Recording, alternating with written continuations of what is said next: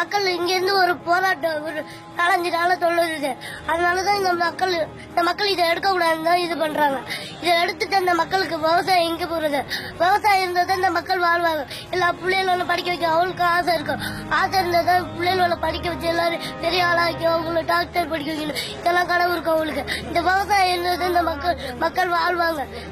இந்த மக்கள் எங்க எல்லாருக்கும் விவசாயம் வேணும். இதை எடுக்கக்கூடாது முதல்ல இதை எடுத்தீங்கன்னா நாங்க இங்க இருக்க முடியாது.